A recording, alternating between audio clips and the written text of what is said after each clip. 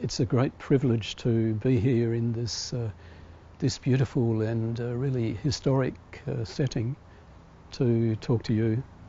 So thank you very much. The main purpose of our interview is to help Australia, and particularly South Australia, where I come from, to take some steps towards a circular economy.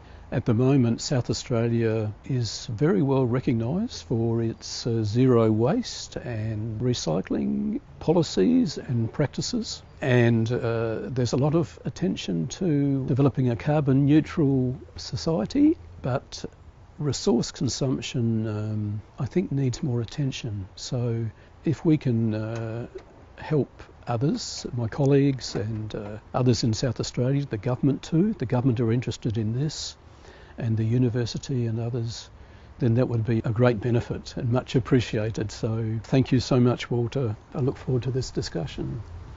Thank you, David. Well, thank you for coming all the way to Geneva,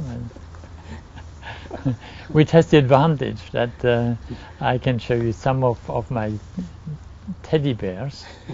Because actually I've been walking the talk of circular economy without knowing in the beginning most of my life. First of lack of money, and then a mixture of curiosity, and after my research report in 1976, then really to get figures and knowledge. And I've also been fortunate to have been given the chance, such as this house, which dates from 1757, and with this lovely garden with a tree behind me, which is a giant tuya that is estimated to be 400 years old. And then, of course, my 1969 Toyota, which has basically proudly followed me last 47 years. Okay, Walter, then let's move on to this next section, talking about the actual principles and practices of a circular economy. So over to you. Well, the circular economy is nothing really new. It's always been with mankind, and of course it exists in nature, water cycles and weather cycles. But even with mankind, it has always been with us, but as a strategy of poverty or to overcome scarcities, such as the famous proverbial expression, use it up, wear it out, make it do or do without. And when we moved into a linear industrial economy, and now at the end of this linear industrial economy, we are in a society of abundance and of overconsumption. So Asia is probably a place where many countries are still repairs and reuse is absolutely necessary, because people don't have the money to buy new things all the time. That's right.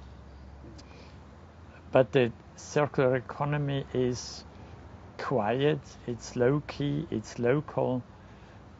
The actors are near their clients, so that's why many people are not aware of it. Whereas the linear industrial economy is very loud, it's omnipresent with publicity, with trucks on the road, container ships and ports.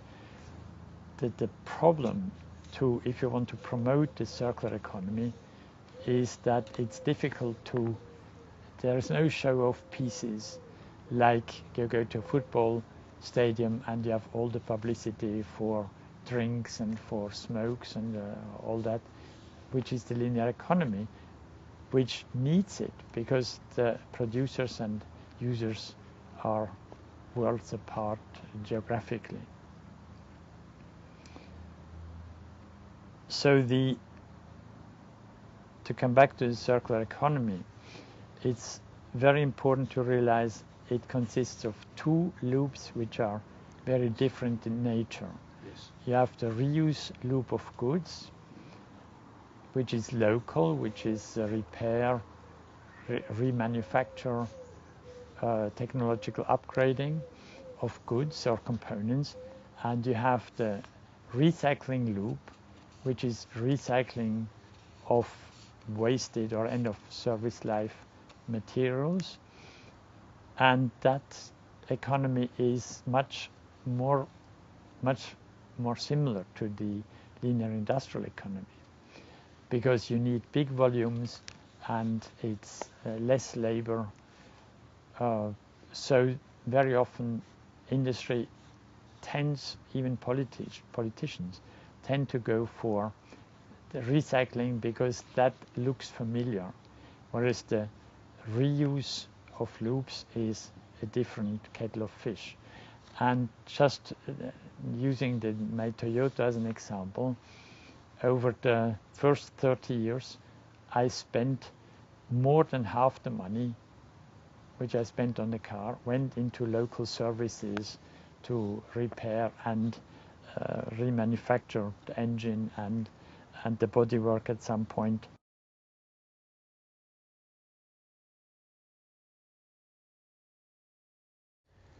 Well, Walter, shall we move on to this next section, talking about the human factor? People shifting from consumers to users and customers, and from ownership to stewardship, from fashion to function, but also the importance of human capital and skills and education. So over to you, please. Thank you, David. Well, the circular economy is about stock management and value preservation, and that applies to any capital, if it's natural capital, cultural, human capital, or manufactured capital. And of all these capitals or resources or stocks, whatever you want to call it, there is only one which has a qualitative, albeit perishable quality, which is human capital, because you can educate people, you can train them.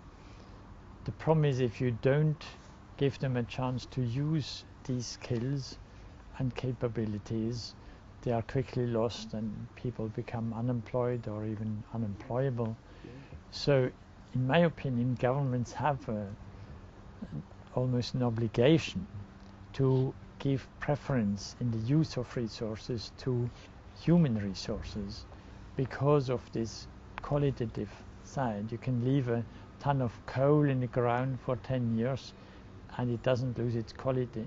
You cannot leave people unemployed for 10 years without losing them. So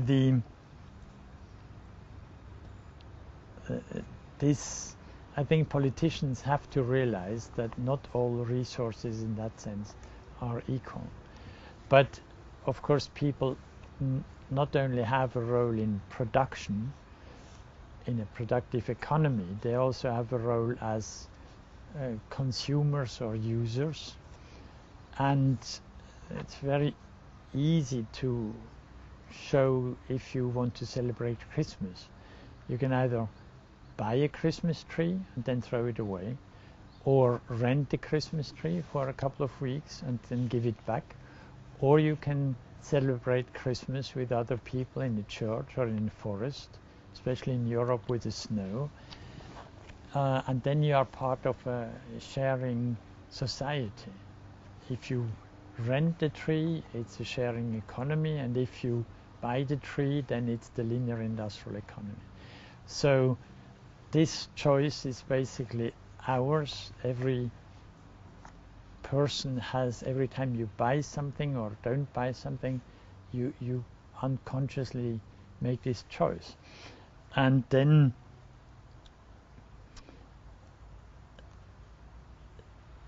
by doing this, you either promote the linear industrial economy or the circular economy by having a car repaired, or by buying a new car instead, or by renting cars, car sharing communities.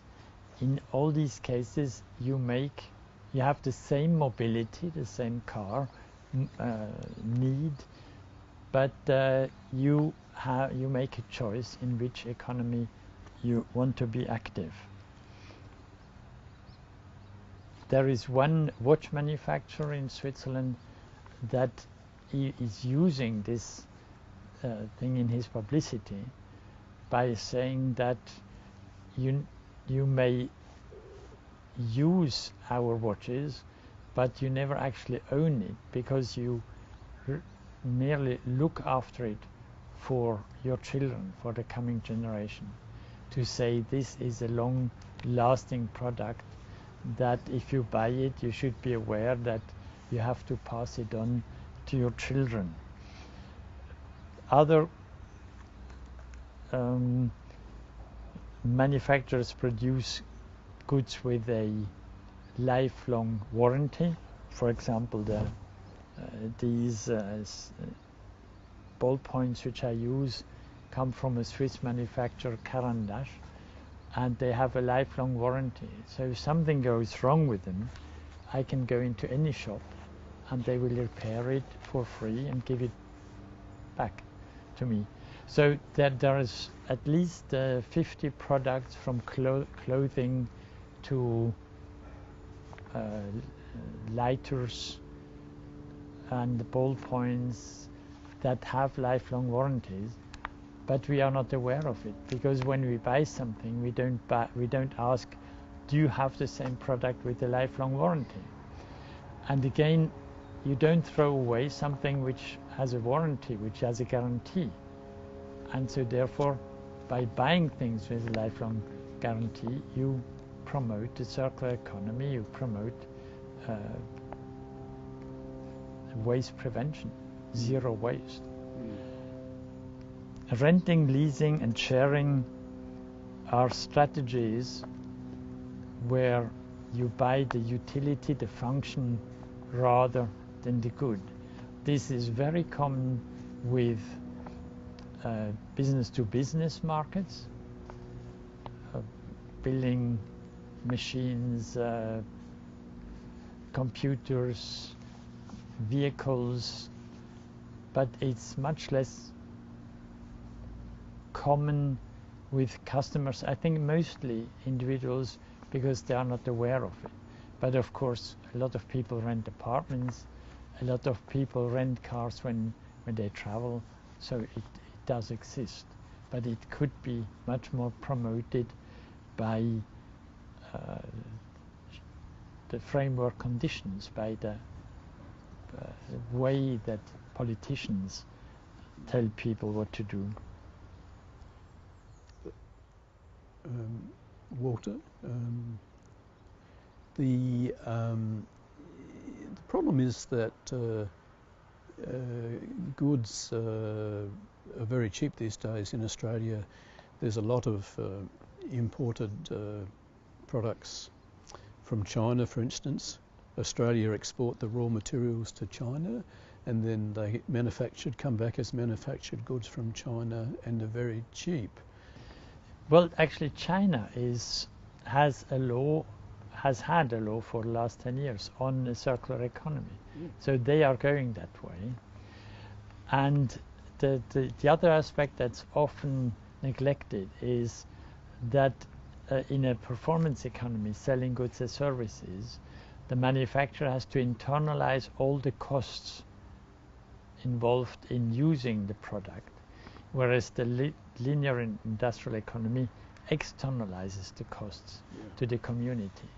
And so therefore there is a big difference for the cost to society if you buy a good or if you buy the services. But the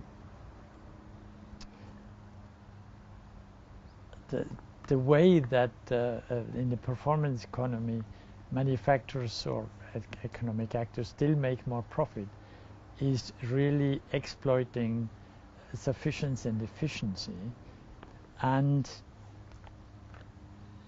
waste prevention. If you have to pay for the waste you produce and the risks you produce, then you have a very strong financial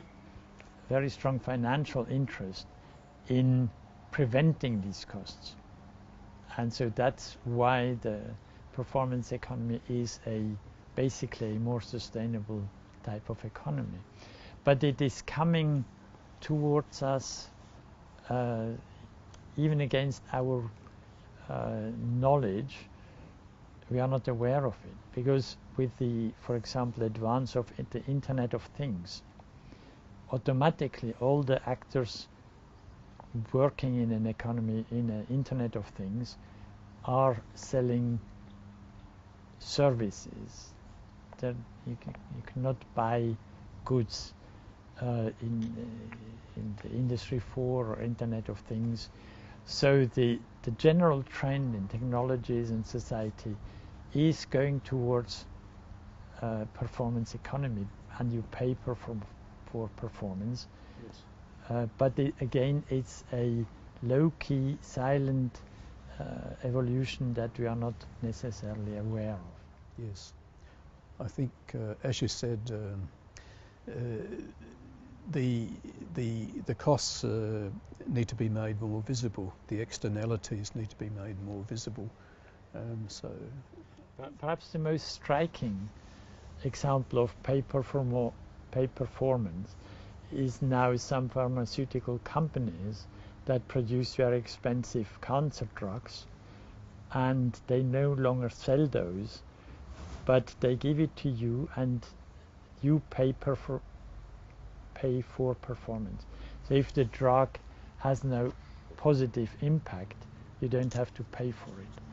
And this is again the manufacturer accepting the responsibility that he is not in charge, like in the linear industrial economy, in charge of production, but he is responsible for producing positive results in the utilization of the product. Yes. And I think that trend may become more general even for things such as drugs that we didn't even think about. I think that trend will become more reinforced by corporate social responsibility, because this is part of their corporate responsibility, their corporate stewardship of what they produce. Yes, but which is a long way from the traditional linear industrial economy. Okay, thank you, Walter. Thank you.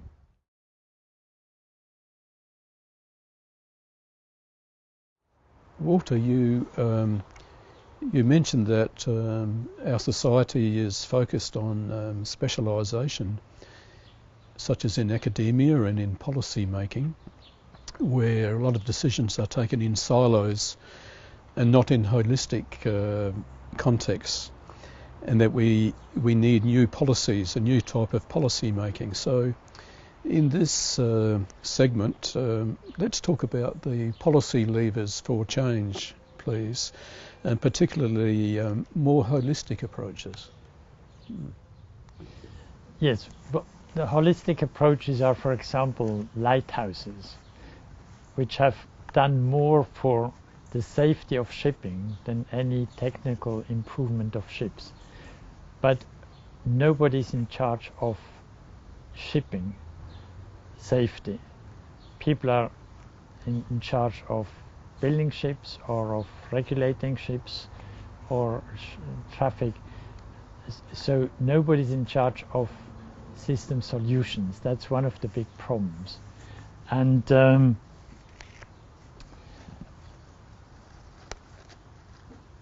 how can we change the framework conditions or the convince the policymakers to break out of the silos?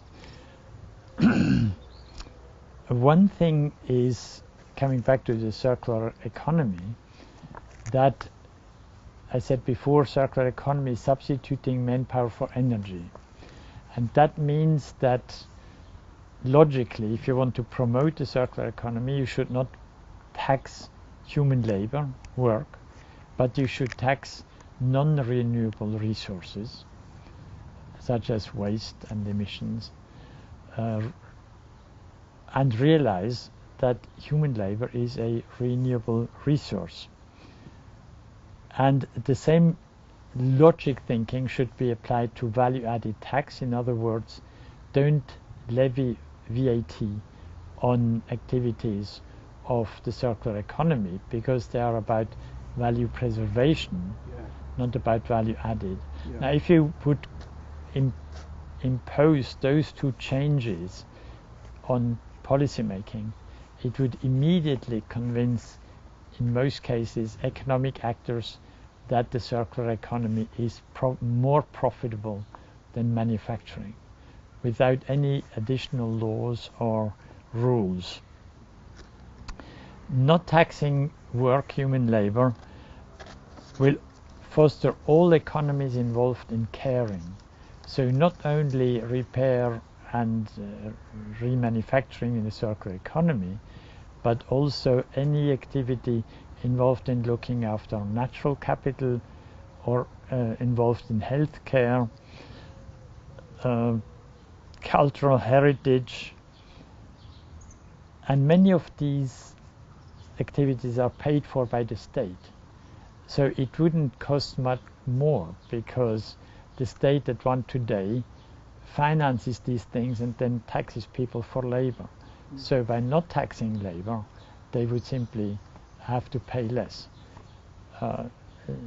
So again, it's a holistic thinking of reducing the flows, because the end result would be the same. Another problem, coming back to end of service life waste, is ownership. Today, the logic of the linear industrial economy is you buy something, and when you buy it, you become the owner and you're liable for it. But you have the absolute decision. So if you want to get rid of it, you can ask somebody to recycle it. Even a new car, if you as an owner want to get rid of it, the scrap merchant is not allowed to say, but hey, I can make a much bigger profit by reselling this car, because there's nothing wrong with it. He has to recycle it because the owner has decided to get rid of it. And so the policymakers should realize that there is what today is considered a point of waste. This decision, if it's waste or a product, should be left to the waste managers. And waste managers, in the sense of a circular economy of value preservation and stock management, should be allowed, for example, to dismantle cars and then sell the ball bearings, roller bearings back to the manufacturer, who, we talked to some of them, would be happy to remanufacture these bearings, because normally they are used maybe for 70–80% and could easily be remanufactured. But there is no link today, commercial link, to get the used components back to the original equipment manufacturer. So there is something that policymakers could do, but they should first make sure that in law the waste manager is allowed to become a profitable resource manager and component remanufacturer, so that once somebody abandons a product and object, then he also abandons the decision on what will happen to it. Okay. This happens with antiques, because the slogan of antique dealers, we buy junk and we sell antiques, is exactly an example of how this could function. Okay. Walter, you've mentioned waste management, and circular economy is seen by many as related just to waste management, but in government policy making, how can it be integrated with other government policies such as job creation or low carbon emissions?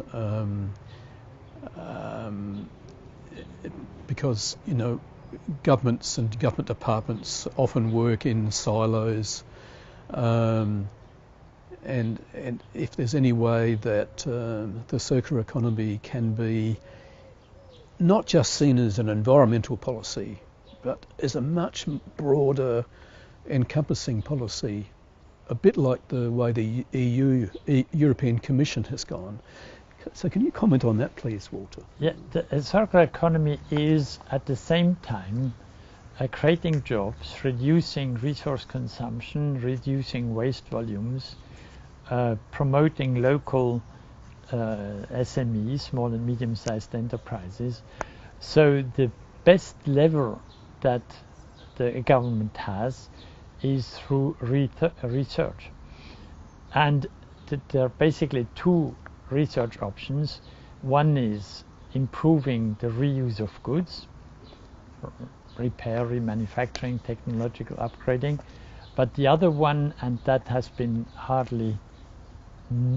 neglected so far largely, is reusing atoms.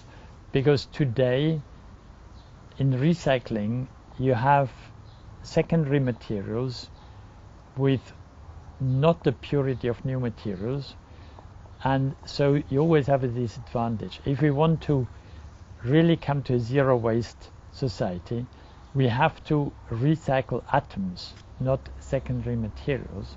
So that means we need technologies to de-alloy, to de-laminate, to de-vulcanize, decode, anything you want. It's only if we can recycle atoms, pure atoms, that have the same quality as new virgin resources, that the recycled ones will be competitive. But another very important aspect is that today the knowledge and know-how of the circular economy is in small and medium-sized enterprises and with the fleet managers who are selling goods and services. So we need to shift to transfer this knowledge into academia, into vocational training, transfer it into classroom and boardrooms. And this, I think, is a major task that only governments probably can tackle to speed up. It's only if SMEs can employ young people coming from universities that are already familiar with the chances and risks of the circular economy, that a very quick change, I think, will happen in the economy. Yes, I think there's a role there for the governments, but also for the universities and working together. So, and then another minor point is closing the liability loop. Very often today, especially consumer waste, is abandoned resources without a liable owner. So by establishing a liability, who was the owner, and then he has to pay for the waste, for getting rid of the waste, yes, then people would much less dispose of things, but they would, for their own economic reasons, look for a new use or a new user and continue using it. In the case of what I call chewing gum goods, the very short-lived goods such as packaging, drink cans, at the moment, all legislations normally stipulate recycling rates, but recycling rates do not help to preserve resources. What the legislator should stipulate is the maximum resource preservation or the minimum preservation, respectively the maximum resource loss in 1 year. And that would eliminate most of the disposable goods, because then people realize that you can only, by applying reusable goods, you can actually preserve the resources. Yes, I think that's a very powerful point, the legislation about resource preservation. So I think that's something that people in South Australia would be very interested in. But to justify for policymakers or politicians to justify such a radical change in the economy, I think it's very important to realize this circular economy has its objective to decouple well-being and welfare from resource consumption. And therefore, this vision, the circular economy as a vision, needs to be clearly developed and communicated by politicians. And this can best be done by first defining what the circular economy, an ideal circular economy would be, and then backcasting from there to the present, because then you can show the way forward, you can show why these new framework conditions make sense. So thank you, Walter. I think that's exceedingly valuable. So did you want to say any more? Yes, I'm looking at my notes because there are some details that are very important. And one of these details is that today the central notion of economic value in the economy is the exchange value, which is the notion of the linear industrial economy. The central notion of economic value in the circular economy is the utilization value or use value or replacement value. And especially in liability cases, depreciated value is no longer serving the purpose. We need legislation to stipulate that if you destroy the property of somebody else, then you have to replace this with a similar product, a similar object. If you think of my car, if a car that's more than 7 years old is a zero value object, so if somebody drives into it, he can legally refuse to pay for the damage because the car has been fully depreciated. Whereas he should be obliged to replace the destroyed car with a car of similar value. But this means changing legislation from exchange value, depreciated value, to utilization value, and that is a huge change. And then we need to monitor the progress of this process, and this can best be done with absolute decoupling indicators. Yes. And I've suggested in my publications to use man-hour per weight and value per weight as these decoupling indicators, because then we can really show how we progress in moving away from the flow and the value added to making more with what we have, making profits, creating wealth without consuming resources.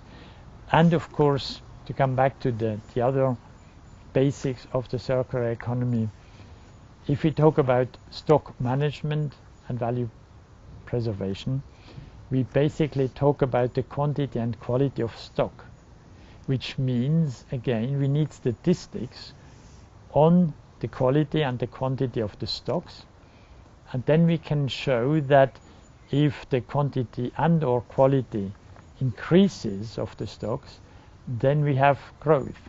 We have an increase in wealth.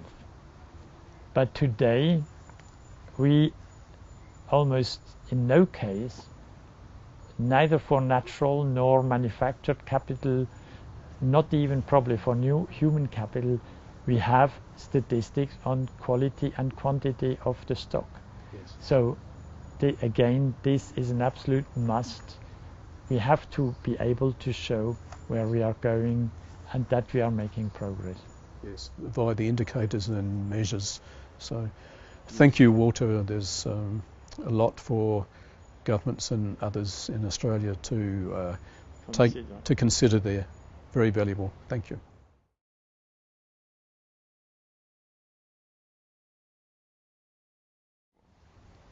So Walter, we finally come to this exciting segment which you called Quo Vadis Australia.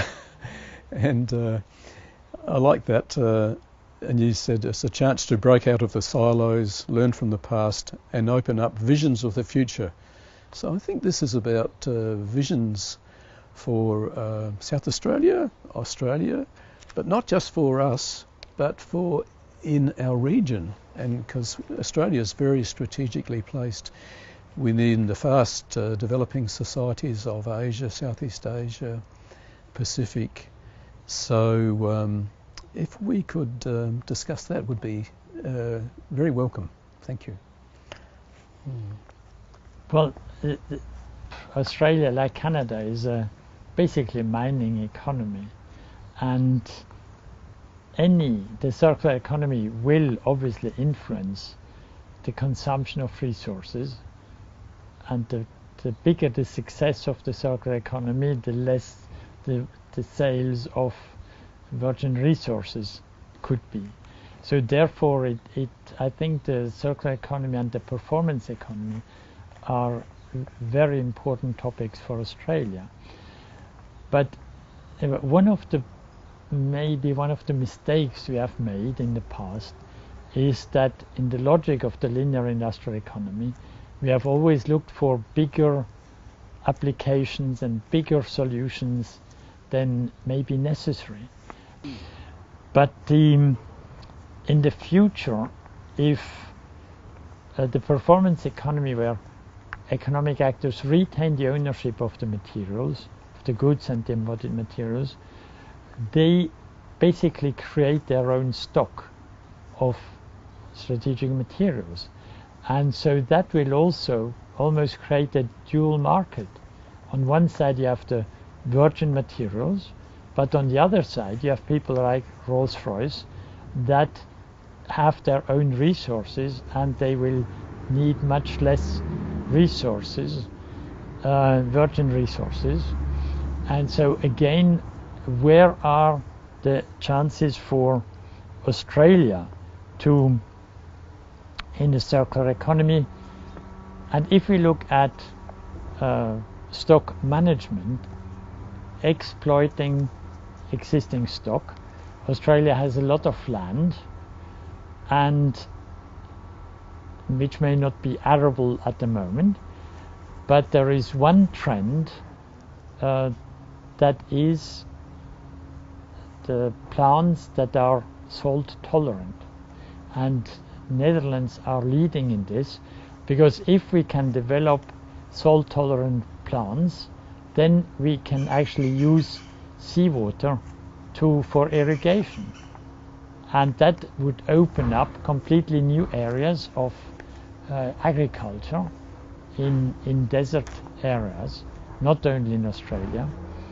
But the advantage of these things is that probably it will be patented technologies, so you can make income from licenses instead of making income from sales of raw materials.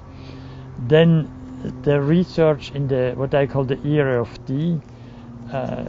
de-alloying, delaminating, decoating, has also a big potential to whoever is first to find the best solution will be able to sell knowledge instead of selling materials. Unfortunately, all our new technologies, IT, solar, photovoltaic cells, windmills, are complete disaster if you look at it from an eco-design point of view, because they cannot use recycled resources and they cannot be recycled. So one thing that, if we are really talking about zero waste and circular economy, one very urgent thing is we have to learn to recycle what we consider as green economies, because otherwise they are not really green. In that respect, Walter, for example, solar panels are sold to customers and put on their roofs, and of course they deteriorate, and we talked about the idea of providing solar services and that kind of introducing the pay for performance with regard to solar rather than selling the goods. Do you have any comment on that? Well, if we want to be energy efficient, the first priority is always to reduce consumption needs. Yeah. Yeah. So use LED lights, for example, instead of other lights. And then the second point is to produce the electricity in a green way. But solar panels, and there are some companies, at least in the States, that don't sell you a system, they install a system and you pay a rent for the system. Exactly. And then the company is, for its own reason, financial reasons, will develop ways to recycle or reuse or technologically upgrade these panels. Exactly. And so therefore, again, leave the responsibility for the problem with the manufacturer. Exactly. Ask him to not sell the panels but rent them, and then he has a big advantage from the beginning to avoid waste. Yes. But I think there is another option for the traditional mining industry, and that is pretty much revolution, that even the mining industry could, instead of selling the atoms or the molecules, they could rent the molecules. That would mean much less income in the short term, but a smaller but lasting income in the long term, and it would revolutionize the downstream activities, because a manufacturer now renting atoms, molecules, knows that he has to pay a rent until he gives them back. So therefore he will be obliged to himself rent the products, the objects he manufactures, and in order to be able to guarantee that he returns the atoms, so that may be not only a chance for Australia, but even a way to transform the whole world economy towards a circular economy. That's very deep thinking and very thought-provoking, Walter. We were talking before about the solar and green energies, and there's a lot of discussion in South Australia and Australia about low carbon future, and South Australia is trying to have Adelaide as the first carbon neutral city in the world. So there's a lot of talk about renewable energy and energy efficiency, but the focus is largely on the direct energy rather than the embodied energy. And can you give us some insight into how perhaps that platform of low carbon and direct can be built upon to take into account the resource consumption. So if you could comment on that would be... Well, we come back to the topic of a systemic system or a holistic thinking. If we talk about why should we have energy autonomous buildings, or what we call plus energy buildings, everybody is normally focused on the energy question. Michael Bloomberg, when he was mayor of New York, he was the first one to say, but I want all future buildings to be plus energy buildings, simply because whenever there is a power cut, and they are not infrequent in New York, then all the social services, the public services, are in a stress situation because people get blocked in elevators, in lifts. So the fire brigade has to get people out of lifts. Then the police has to do extra rounds at night because there is no street lighting. Energy autonomous buildings don't have these problems because they produce their own energy, and so therefore they can light the surrounding areas. All their equipment is still working when there is a blackout. So if we look at the wider societal implication of energy autonomous buildings, for example, we can see that we are probably, if we want to sell these solutions, we first have to understand their systemic implications. And I think that goes for all these things. Zero waste, for example, means that the waste management industry will disappear, which means the waste costs will disappear. So, and the landfill problems. So this should be the reason why waste prevention is a political priority, because waste prevention means zero waste society, but it also means that we eliminate a lot of the problems that we have today. And waste today, a lot of, also in Europe, a lot of companies still see a future in waste management. But zero waste means there will be no waste management. And if we accept that as a vision, then it completely changes the way that we attack the future policies and business opportunities. Yes, and consider the resource preservation, as you mentioned, so that you don't end up with waste, but use the resources. Yes, exactly. Better. You use the resources as a stock. Yes, and just a comment on what you said before about the autonomous buildings. I was thinking that's a very good example of what you mentioned before of the intelligent decentralisation and more local decentralised approaches. And well, it's like the micronuclear reactors. It goes against the grain of the linear industrial economy and its bigger, better, faster syndrome. Yeah.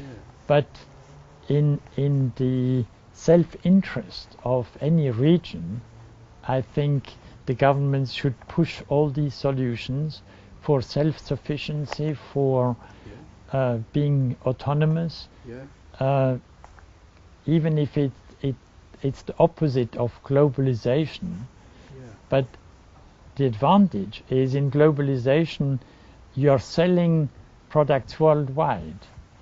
In a intelligently decentralized economy, you are selling the solutions worldwide. Yes. So you are still selling something, but it's no longer products. You are selling ideas and patterns on how to solve the problems to other people, but you first have to solve it yourself.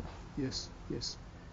So thank you. The vision we were talking about for Australia, because of our strategic location in Asia, that if Australia is able to embrace and test a lot of these ideas and practices, then there's Australia has an opportunity to export the knowledge, not the products but the knowledge and services to Asia and China, and be a testing ground for some new approaches. So I think that's could be a strong It vision. also means that academia, the universities, the research side will develop and will attract young people, will create jobs, and become an industry in itself.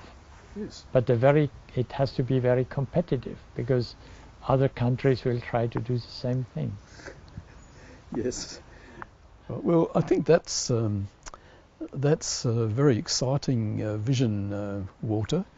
So yes, thank you so much. And I think on behalf of my colleagues in Australia too, would like to thank you so much. And we hope to use this as a platform for further cooperation.